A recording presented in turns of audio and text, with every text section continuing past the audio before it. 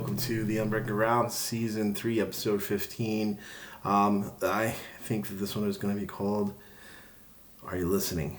And it's going to be a little bit of a culmination of thoughts that I've been having since before last week, even though I didn't do one last week because I was out of town and then got back and was tired. So I just didn't do one. But hey, good news, you're going to get two this week. So this one plus there'll be another talk with Jim, hopefully Tuesday night. Release that sometime later next week as well. So man, if you missed last week, that's all right. You'll get a new one this week. We're if again, always find me at Facebook /The Unbroken Ground or The Unbroken Ground at gmail.com. Great places to connect, and let's dive in.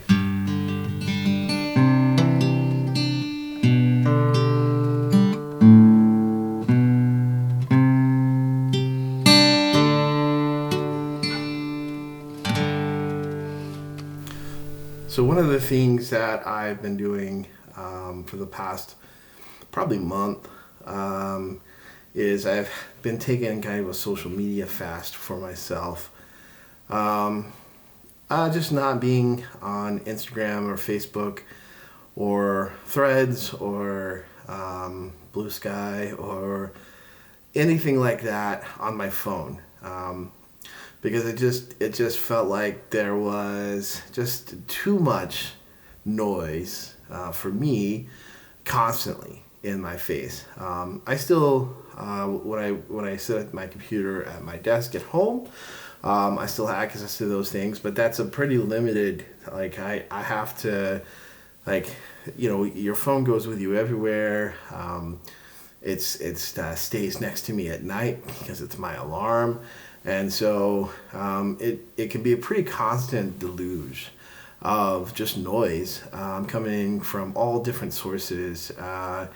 And depending on the community you surround yourself with, the things you like, you can get both positive encouragement, but also just it can feel like you are constantly struggling to see good in the world at some point, because I think that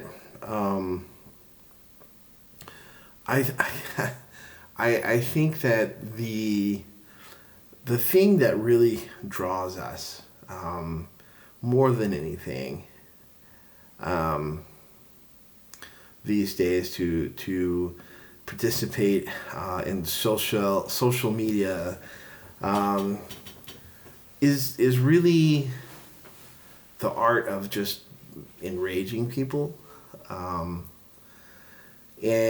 because it seems that the posts that either make you angry, that you can't believe people are saying those things, or the people who are responding to the people who said those things in anger, and so you're joining in with the disbelief, the disgust, the rage, are the most popular.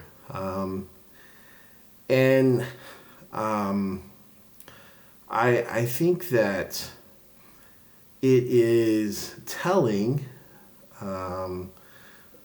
when you realize that I think, to me, this is just a thought. This is the thought process that I've had. So I don't hold me to a thesis or a final declaration on this, but I think basically what we've discovered is that that emotion, we want people to feel emotion, and if we can't make them feel positive emotions, at least we can make them feel anger. And if you can anger people, then you can get them to pay attention. You can get the clicks, you can get the views, you can get the likes or the dislikes or the responses or the reactions, so for some people it seems, and for everybody, I don't know. I want to say everybody, but then we've learned how to just plug into the rage machine. how to plug into the I'm angry all the time because of this person, and you can fill in the blank whether you're conservative or liberal or anywhere along the spectrum. There's always that person who did that thing, and you ought to be outraged by it. You ought to be outraged by it. You ought to be angered by it. You ought to have strong emotions for it, even though it in some ways may not even affect you or your life, your community, your neighborhood.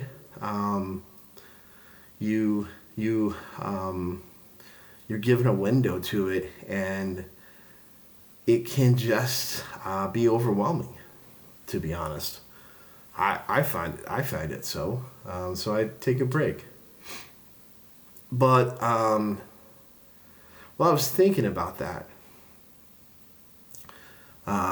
To tie in, because God does these things, He always is tying in things.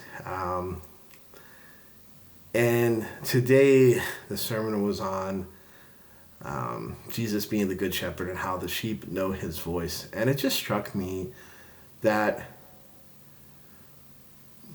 the sheep know His voice.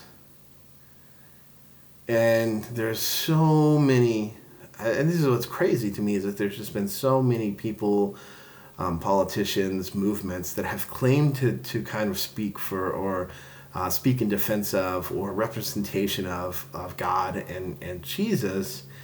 And yet when you read the Bible and you read the Gospels and you read and you hear the things that Jesus says, it doesn't sound like those things. And so the question is, are we really listening for the Good Shepherd's voice, or are we allowing ourselves to be marketed to, managed? Do we allow the thief and the robber to convince us that they are close enough or good enough or just as good as what Jesus might say, and so we just go with that? Like, are we actually able to hear His voice? Do we as and so, like, and I mean, as a Christian kind of movement of today, in the past 30 years, the past 40 years, have we taught people, as Christian education and discipleship, have we taught people to listen to Jesus' voice, to discern Jesus' voice? Or have we taught people to listen to the voice of Christian culture and basically legalism, behaviorism, and so then you don't have to do the hard work of listening to His voice. I think that one of the things that I talked about, Dallas Willard last week, 2 weeks ago, and one of the themes of Dallas Willard's whole career of writing and whatnot is he wrote about this idea of it seems that we've separated discipleship into kind of its own, like, super Christian place. Like, oh yeah, there's some people who'll be disciples, but they're going the extra mile. It's not required to be a follower of Jesus to be discipled and a disciple, and it's almost like an extra level, special part of that relationship. And most of his life was built around the idea that that's just not true, and I think that I see that more and more. I just thinking, like you said, like, when we are trying to discern what the voice of the shepherd is, when we're trying to tune our hearts and our ears to really hear that voice, I mean, a key aspect of that is going to be discipleship. Is going to be a relationship that you have with a trusted individual who is following Jesus and wants to help you follow Jesus. That is one of the only ways, one of the best ways, if not the only way, that you can help attune yourself to the voice of the shepherd. And because I mean, it's not the only way, but it is one of the best ways. But it goes hand in hand with personal study and spending time on your own. But it's so helpful because, we have a tendency as people to fall in love with our own ideas and our own interpretations and our own thoughts and our own, well, I think this is what God is saying, or this is what I feel. And it helps to have somebody to sort that out with and to help you determine what is truly the voice of God and what is noise. And in my tradition, in my growing up, we were kind of replaced this whole idea of discipleship. We replaced it with Sunday school, and you really didn't do discipleship. That wasn't really a thing. You didn't have you had Sunday school teachers, and so every Sunday you would go to Sunday school and you'd be discipled. You'd be taught. You'd talk through, depending on what level we're talking about here, but you would talk through some different things about God. Then you'd go to church, you'd get to hear your sermon, and then you would go home. And although I will say growing up, you also had Sunday night church where you had a Bible study, which is more kind of discipleship, though not that personal one-on-one, just you're having a Bible study, so you're getting to hear more about God. And then Wednesday nights you had a service or prayer service. And so there was a lot more large group gatherings than currently there are in a lot of different different ways we do church now, where we've in some ways lost the battle against time and people being so busy, and so we've given up on asking people to commit that much time, and now we say, well, can you make it on a Sunday morning at least once? And the truth is, I think if you really sat down and thought about it, the truth is that it's hard to do all the things. It's hard to disciple, so I go to a church with roughly, I think 600 people can sit in the sanctuary, maybe 500 people, maybe less, I don't know. But anyway, but to think that a pastor could get up and preach a sermon that fully disciples even just one person in that crowd is just not going to happen. And so, and that's not what it's for. That's not what it's for. It's not for discipleship. That's not the purpose. That's not the intention. Like, there is actually a whole process of discipleship that is you and another person, or you and a group of people, like sitting down and doing the things that lead to a deeper understanding and discipling. But it's not, you can't do it all, and you can't do it for everyone from a stage where there's no interaction, you're just receiving. That's not what it is. So, and it just becomes so important because the world, as I was just talking earlier, the world is rage-filled and fueled. After just everywhere, wherever you look, and it's like, is that the voice of God? Is that the voice of the shepherd? And And then it's like, okay, well, how could we know? And I think we can at least begin to understand that if we're hearing the voice of God or the voice of our shepherd, and we feel like the voice we're hearing is rage filled or constantly angry, then we could be like, yeah, I think we need to ask some questions.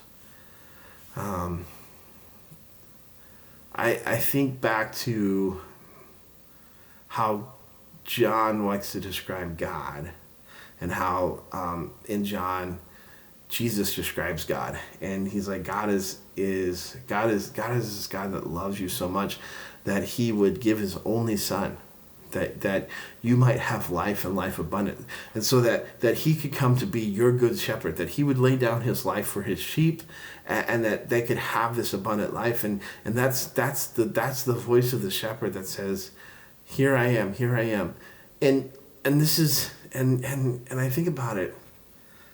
Our world is so filled with anger and hate, and we want to see people who aren't like us, who we feel like deserve these bad outcomes. We want to see that because we feel like that's some kind of justice, and or at least we're indifferent to it all. And I just think about that, and then I read things like 1 Corinthians 13, 4 and following. Love is patient, love is kind. It does not envy, it does not boast, it is not proud. It does not dishonor others, it is not self-seeking, it is not easily angered, and it keeps no record of wrongs. Love does not delight in evil, but rejoices with the truth. It always protects, it always trusts, it always hopes, always perseveres. That last part feels like almost a direct and I'm like, I'm not even talking conservative or liberal, social media. I'm just saying social media in itself. Like, imagine if we could create a world or a community where it does not dishonor others. It is not self-seeking. That's gonna be hard to have our culture that influencers and who will watch what I do and be like me and want the things I want. It's just not. That's just not gonna exist really. It is not easily angered.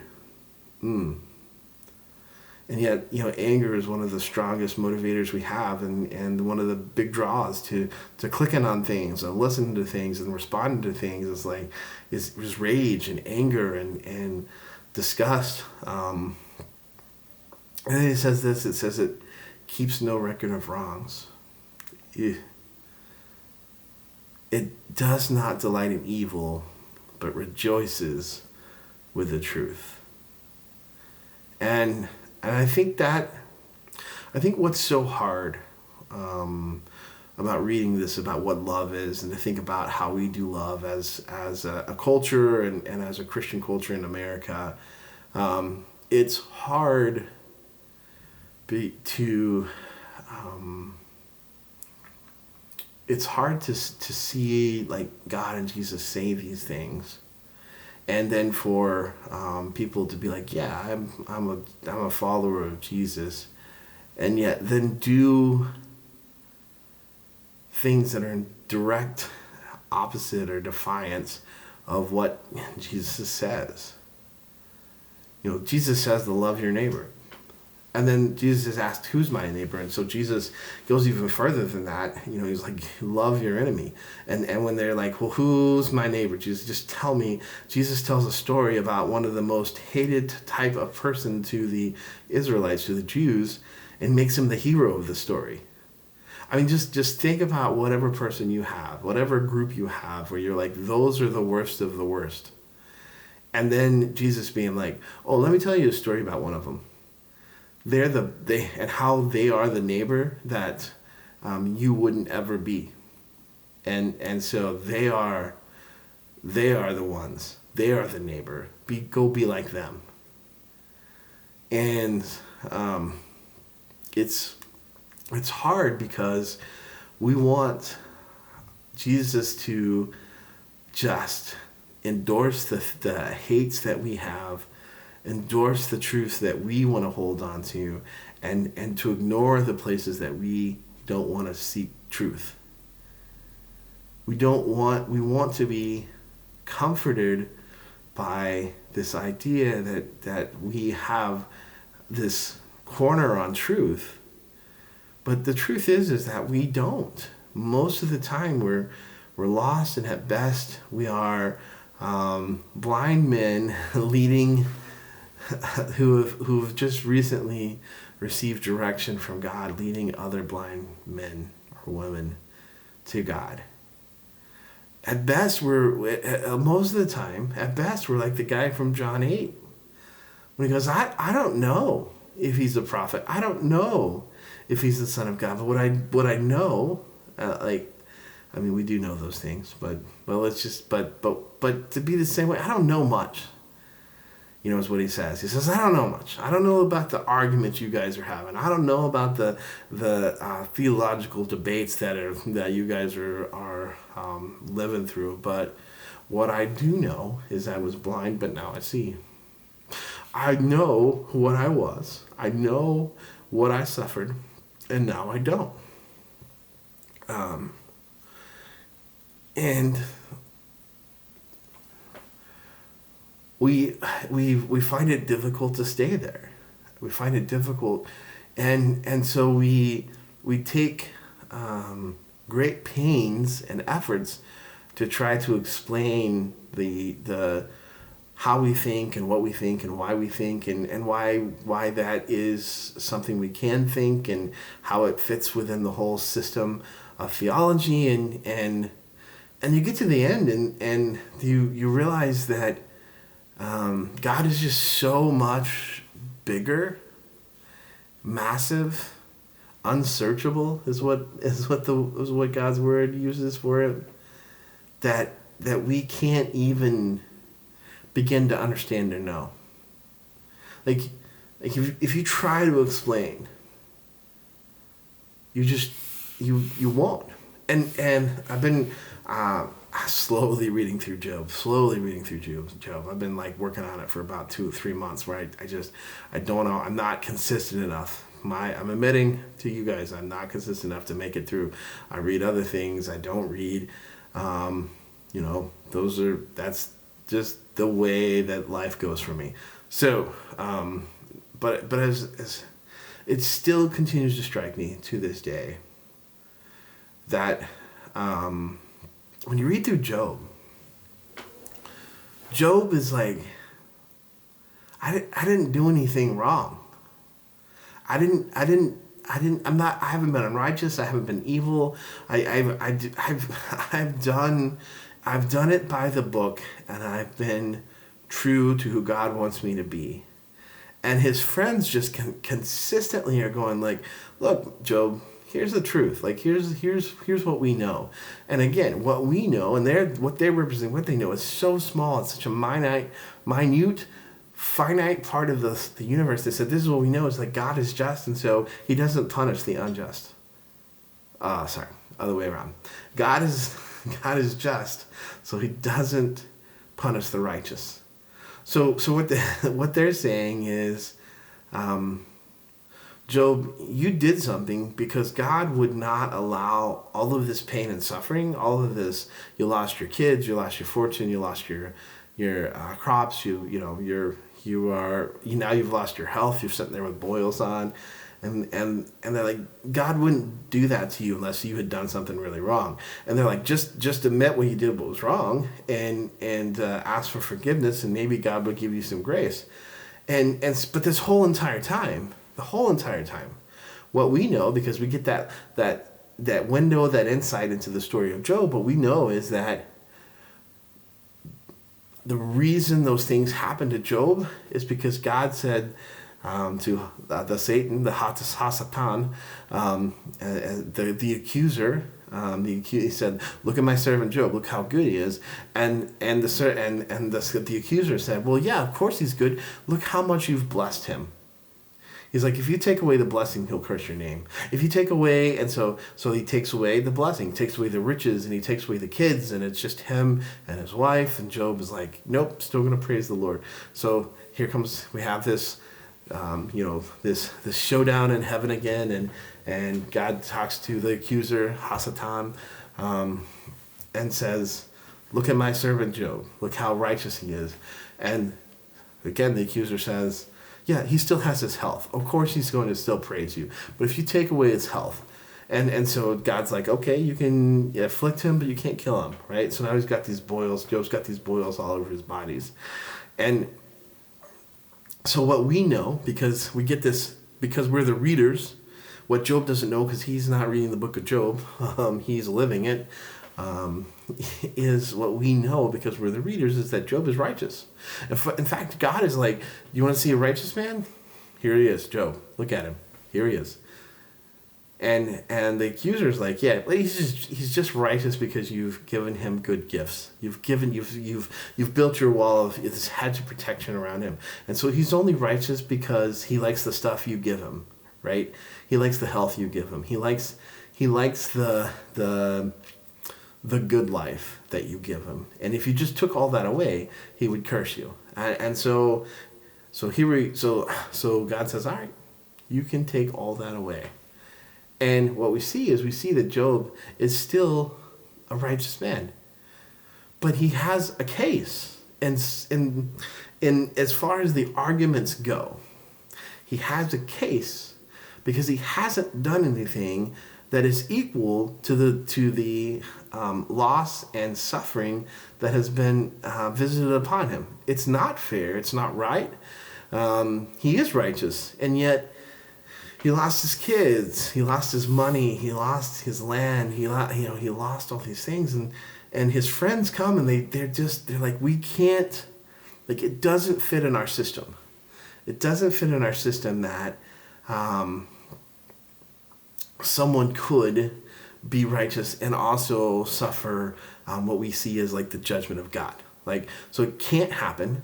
And so Job, you keep pretending like you're righteous, but you're not. We know you're not, because God would not punish, someone who is righteous. God only blesses. That the way the world should work is that God will bless those who are righteous, and the unrighteous won't be blessed. Instead, and yet Job knows and represents, because Job knows he's righteous. But here's the thing: is that's there's no easy formula or trick to get down to make sure that God's going to bless you.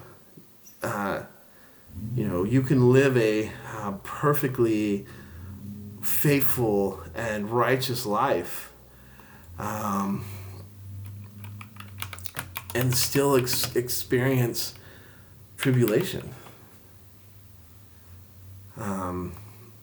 That it's why it's why the Bible the Bible just lets us know that that's truth.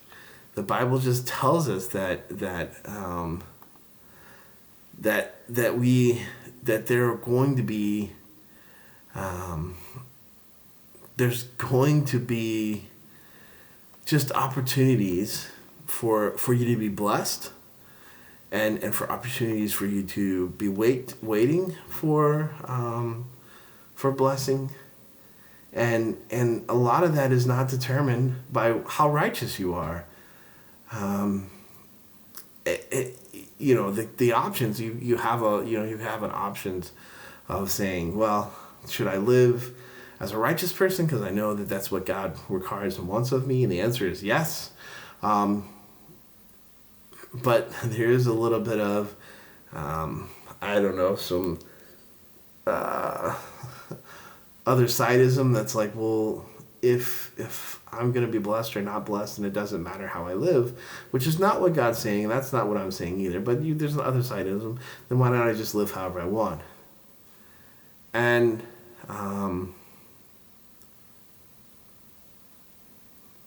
And I think, like Job, the truth is that we are called to live in response to who God is and who God has revealed himself. And so we even have Jesus, and Job didn't have Jesus, but we've received this truth about who God is, and it should shape how we live our lives. That's what faith does. It shapes how we live our lives. But the truth is that we are all going to experience both blessing and trial while we live on this earth.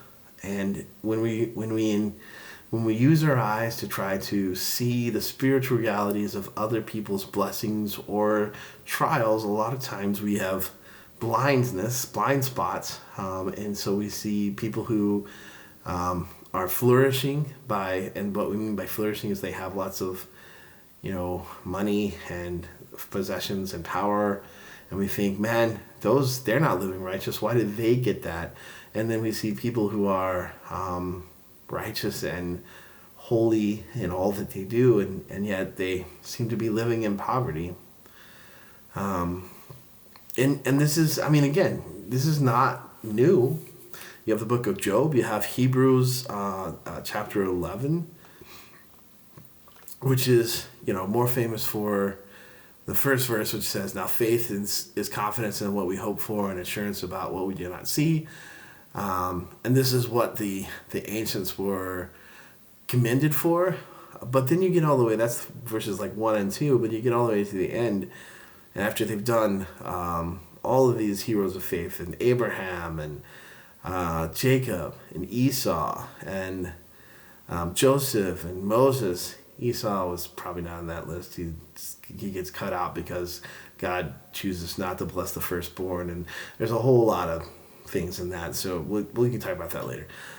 Moses and Moses and some more Moses, lots of Moses about faith, and then he says, and Gideon and Barak and Samson and Jephthah and David and Samuel and the prophets and all the faith and all the things that they'd seen, that not only that there was women who received back their dead, raised to life again, and then it says this, and this is, I've talked a lot about this, so if you've been listening, you're not surprised to hear this, but if you're new, welcome to the thing that I have been thinking through for a long time. It says that then there were others who were tortured, refusing to be released so they might gain an even better resurrection. Some faced jeers and flogging, even chains and imprisonment. They were put to death by stoning. They were sawed in two. They were killed by the sword. They went about in sheepskin and goatskins, destitute, persecuted, and mistreated.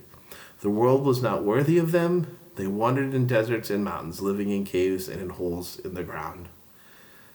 These were all these people, from Abraham down through the heroes of faith, to the people that just read, the ones who had not gotten anything, who were put to death by stoning and sawed in two. They're killed by the sword. It says these were all commended for their faith, yet none of them received what had been promised, since God had been planning something better for us, that only together with us would they be made perfect.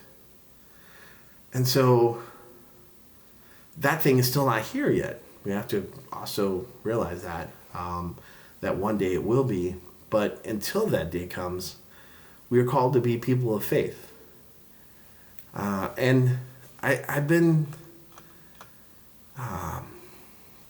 if you've been with me on this journey for any time, some of you have, some of you've come and go on and listen to every one of my episodes, which if you have, thank you. I have never listened to my own episodes, so you've listened to my episodes more than me. I say it, and so I get sick of myself talking. Anyway, so you've, if you've been walking with me,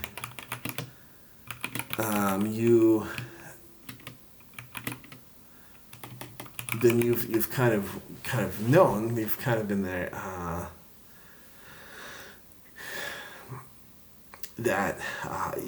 the journey and thinking through, like, all right, I'm trying to figure out what's going on, and I want to know more about what it means to follow God in faith, and to live a life like David in his faith, where he gets a anointed king, and yet he doesn't assume the crown until many years later, and even when he has the crown, he holds on to it so loosely because he knows it's God who gave it to him, and if God wants to take it away, he can. And so it has been a bit of a journey for me with my wife's health, and with just trying to figure things out with job and what I want to do, and what God wants me to do, and all those things. And I still ask those questions, but I'm we're in a much better place now, and so it feels like maybe we've been walking in the shadow of death and valley, and we'll get to that in a second, and then maybe we're on the other side. And it just kind of strikes me, and specifically that I think the difficulty of trying to parse out our lives is really found in this idea of, like, because it's found in the idea of, like, what is good. And so like, at the end of Job, Job is blessed with kids again, and with wealth and all those things. And so someone might be able to look at the story of Job and be like, well, yeah, sure, he went through some very tough things, but he ended up quite all right. So it was good what he went through. And I questioned that a little bit, because I think the language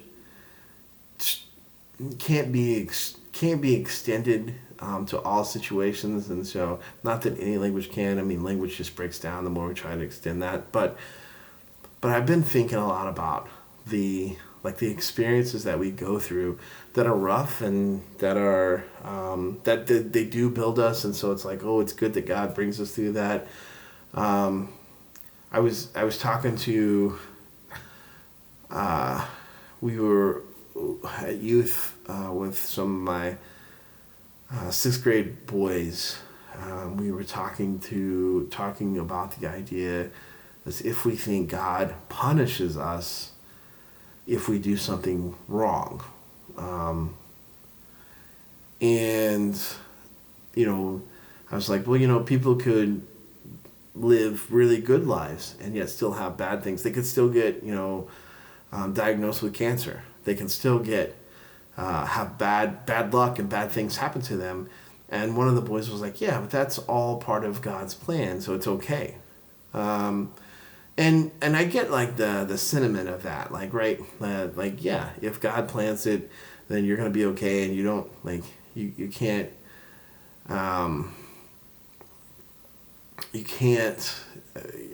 you don't want to find yourself just questioning more and more and more, and, like, go into this deep dark pit necessarily. But I do think that I would argue in the way we talk about it, because I think it diminishes some of those things, like, and I want us to be careful. I want to be careful. I don't, not just us, but I want to be careful. I want to be careful because I want to be careful because I want to take this and talk about this with care, and because I don't want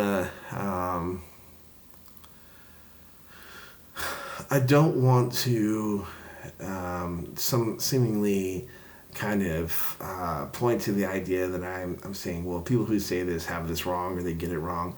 And so I don't want to say that. This is just what I've been thinking through. And if you listening through my fumblings and thinking throughs, I hope that you are not offended or further driven away by this, but or driven away at all. But I think what I would like to say, like, when when terrible things happen to us, and I think like when bad things, when evil things happen to us, we can still call them evil.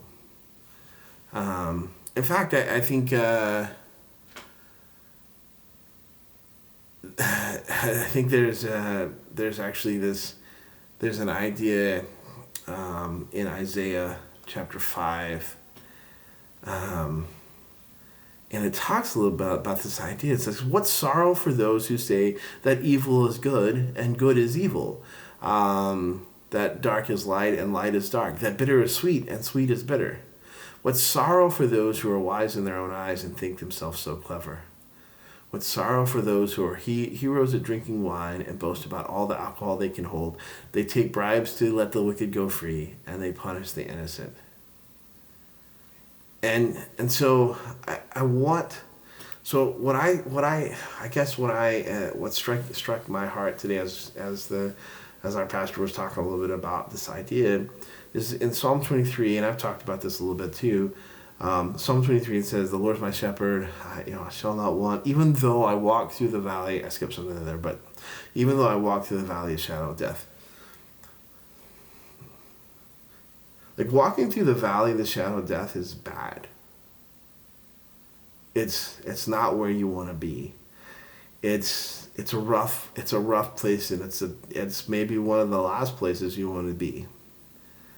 And so the psalm doesn't call walking through the valley of the shadow of death good.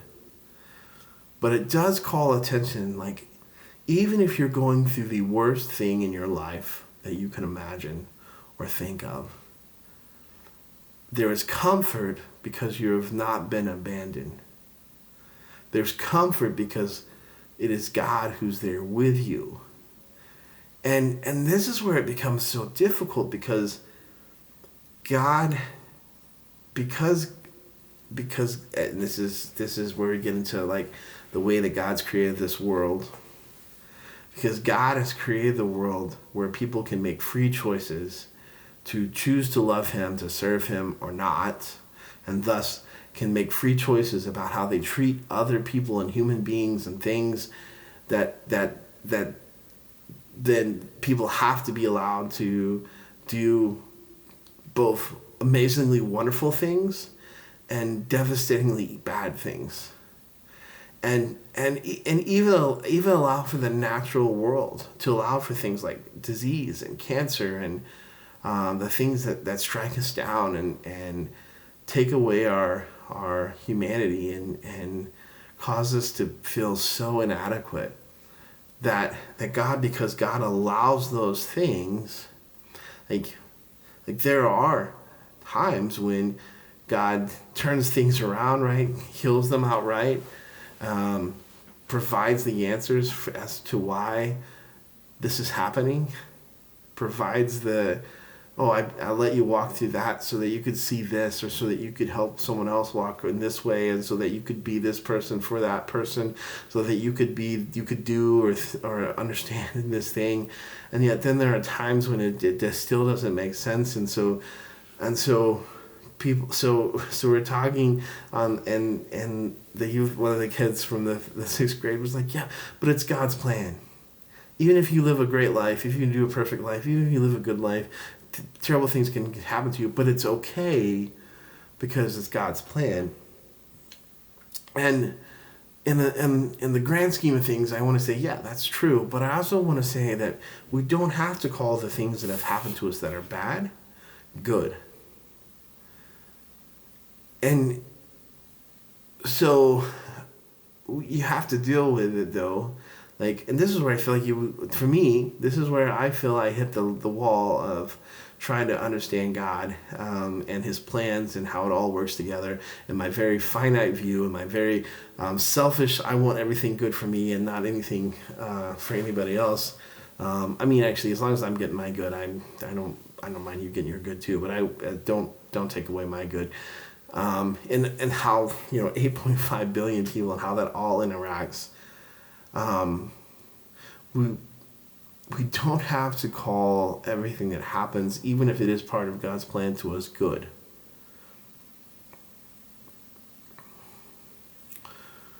Like, don't call evil good. Don't pretend that light is dark and dark is light. We don't have to say everything that's happened to us is good. And even if things that happen to us that aren't good doesn't mean it's not part of God's plan. Because sometimes we need to walk through the valley. And God's there with us, but we need that. Or sometimes that's just the reality of life. It's just for whatever reason. And God doesn't have to explain himself. He doesn't owe us anything. He doesn't owe us an explanation. He that's, I've talked about this before. He doesn't come to Job at the end of Job's story and like, hey Job, by the way, you were righteous and all the things that you were saying to your friends was righteous and they were wrong, and you, the reason you experienced this is because I had this competition going with the accuser, and I was like, he said if I didn't let you have blessings you would curse me, and guess what, Job, you didn't do that. He never says that. Instead, God shows up because Job is like, if I could just find God, if you could just tell me, he would just set, face to face, God, let's go, and I'll tell you, I've been nothing but righteous. Why do these bad things happen to me? Instead, God shows up and says, hey, Joe, let me ask you a question. Yeah. I hear what you're saying, but where were you when the world was put together? Are you the one that tells every lightning bolt where to go? Do you command all things? Oh, no, you don't? Oh, okay. Let me ask you some more questions. And Job is like, no, I'm good. But God goes on. And the point is not to be like, God isn't being like, hey Job, don't ask questions. This is not the point. Like, God is not saying, Job, how dare you ask those questions? But what he is saying is like, you can ask those questions, Job, but you have to understand how much bigger and greater God I am than even your conceptions. And there are some theologians that would even argue that when we start to try to put God into our human language, it's even still too limited. Like, we can't even really say anything about God because whatever we say has a limitation, and so we get it wrong. Not because it is wrong, but it's because we don't have the breadth and the depth to truly describe who he is. And so I agree. You can live a perfect, righteous life. No, you will sin. That's just who you are. But a good life and still have some of the most terrible things happen to you. And you could even say that this is part of God's plan. Although I struggle to say that because I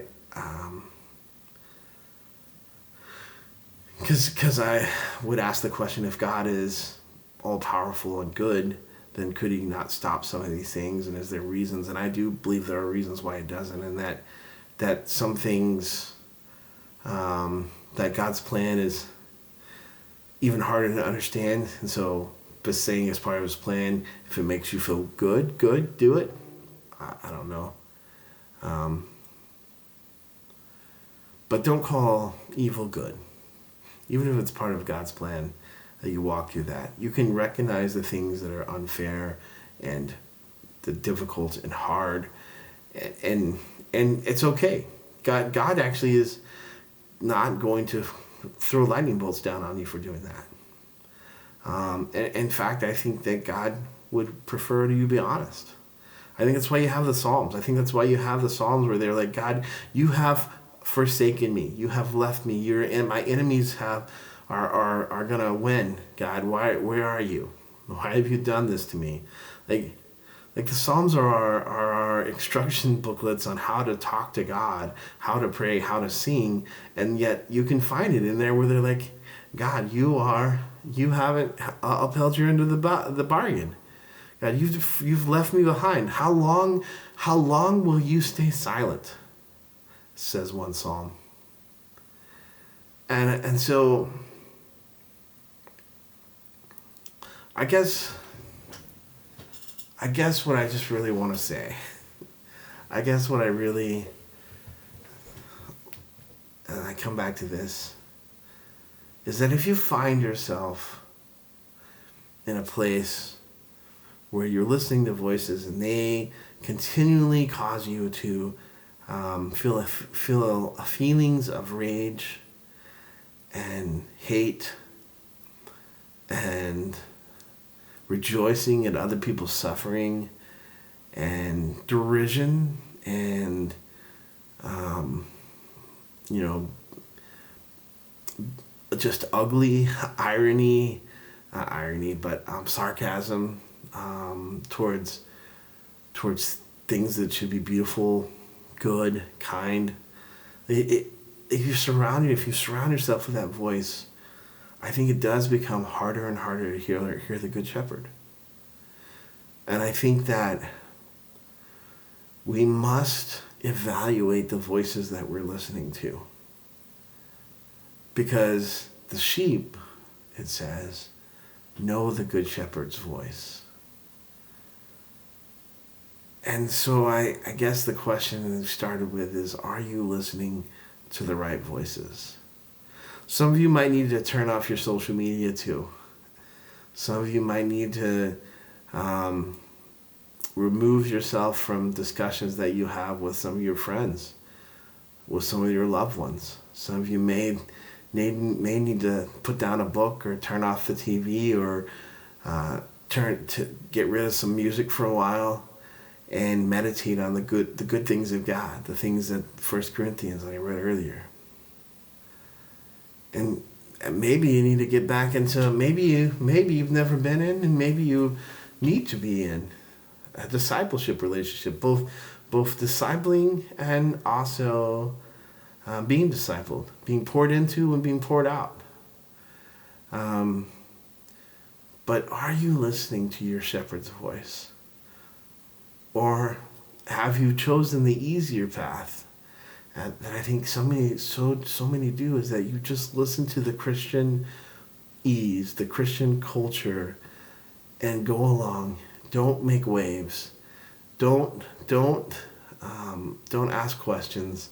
Just go along with whatever they're saying. This is what it looks like to follow Jesus. And so you don't even have to wait and listen.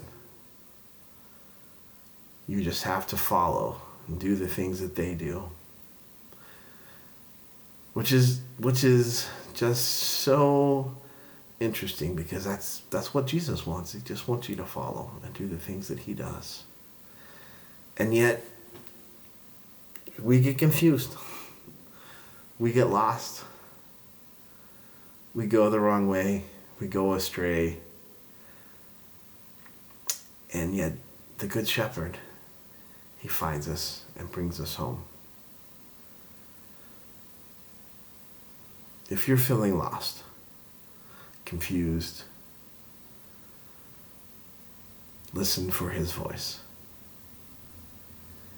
And if you have a hard time hearing it, then do the next best thing, which is read his word. Read the Gospels. Listen, and while you're reading the Gospels, maybe you need to highlight, maybe you need to find a Bible that has the words in red. But read and consider the words of Jesus. What they mean for you, what they mean for the world, what they mean for the church, what they mean for God to follow. Like, what does this mean? What is Jesus saying? Like I need to immerse myself in that so that I can know and hear clearly the voice of the shepherd. Because if we are his sheep, this is what the verse says, right? If we are his sheep, we know his voice. And so we know when he calls. We know when he gives commands. We know when he directs. But I think a lot of us haven't even considered the fact that we should be listening. Like we wanna know on like big things, like what am I gonna be and what am I gonna do and who am I gonna marry and what are we gonna do with this health diagnosis and what are we gonna do with this I lost my job, and so God, I really need to know. But the idea is that every day you spend some time listening to the shepherd, renewing your connection with him, renewing tuning your ears to hear his voice alone, because he is the good shepherd and he alone deserves to lead us. He alone deserves to be followed. So that's the challenge this week, guys. Who are you listening to? What are you listening to? And how are you making sure that you're listening to the voice of the shepherd? Not the voice of what other people say the shepherd's voice is, not the voice of what people say who are saying this is how you should listen or how you get to know, but how are you being discipled? Are you just spending time? How are you bringing yourself back to the point, continuously to that point of saying, this is the voice of the shepherd who I am to follow? How are you doing that? If you're not doing that, how will you start? That's the challenge this week. Thank you guys for listening and through all my ramblings, and hopefully some of that hit home and speaks to you. And hopefully we'll see you. Like I say, hopefully I have Jem here this week, and so you get 2 of these. But if not, we'll see you at the end of next week. Have a blessed week, and reach out if you have any questions.